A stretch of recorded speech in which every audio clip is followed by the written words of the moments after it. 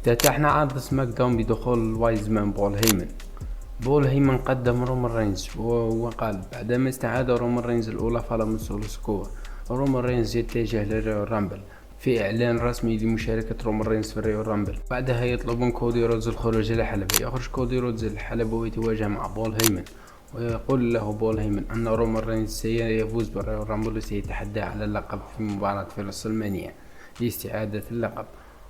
كودي رودز يقول له: كنت أعلم بأن رومان رينز سيرجع ويتحداني على اللقب من جديد. ومن ثم يظهر كيفن أوينز من بين الجماهير ويقول لكودي رودز: قلت لك أن رومان رينز لن يتغير. ساعدت رومان رينز، ساعدت خصمك في رسلمانيا 40 وهو الحان راح يفوز بالرويال رامبل ويتحداك على البطولة التي على كتفه. بعدها شفنا كيفن أوينز يستفز كودي رودز وتشعل عركة بيناتهم.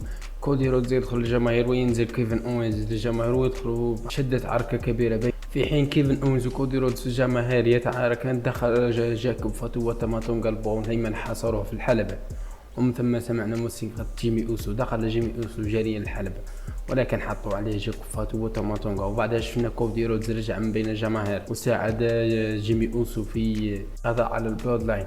وبعدها يدخل نيك ألدوس والأمن ويحوشوا بيناتهم وتتحدد مباراة رسميا بين كودي رودز وجاكوب فاتو وتاماتونغا وجيمي أوسو في المين ايفنت عرض سماك داون اليوم. في الكواليس شفنا جيمي يقول لكودي رودز: لا تهتم، رومان رينز لن يتحداك على اللقب. كودي رودز فاهم أن رومان رينز آتي لكي يسترجع اللقب. بعدها شفنا مباراة بين لوز غارسا وفريق فيرتيدادي ويفوز لوز غارسا بكل سهولة. بعدها شفنا مباراة بين ال اي نايت وشينسكي ناكامورا. ال اي نايت لاستعادة لقبه. مباراة تتحدث في عرض سماك داون اللي فات. المهم في نهاية المباراة بعدما فاز ناكامورا يدخل جاكوب فاتو وتاماتونغا يهجمون على ال اي نايت، ولكن تأتي المساعدة على الفور من كودي رودز وجيمي أوسو ويحوشوا البلاد لاين برا. ولكن البلاد لاين هجموا على عرض سماك داون بالكامل. وخلف الكواليس شفنا البلاد لاين هاجمين على الأمن، ويأتي ال اي نايت ويدف جاكوب فاتو للبرا ويسكر عليه الباب في لقطة كوميدية عجبتني جدا.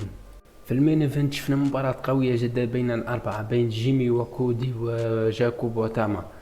في وسط المباراة ما كانت المباراة شاعلة ونار حركات ومن سبوتات من يدخل كيفن أوينز من باب القاعة ماشين، مما أدى إلى شوف كودي رودز ترك الحلبة وترك المباراة وذهب لكيفن أوينز وشدت العركة بينهم، وترك كودي رودز جيمي وحيدا في الحلبة، واستغل ذلك جاكوب فاتو وتاماتونغا وثبتوا جيمي وفازوا بالمباراة. لكن في حاجة أهم من المباراة، شفنا كيفن أوينز وكودي رودز ذهبوا إلى بين الجماهير، وشفنا كيفن أوينز كودي رودز يستغل اللقطة ويضرب كيفن أوينز على الطرابيزة ويسقطون الاثنين، تنكسر الطرابيزة بينهم الاثنين. هذا كان ملخص على سماك داون اليوم. ما تنساش ديرنا اشتراك في القناة.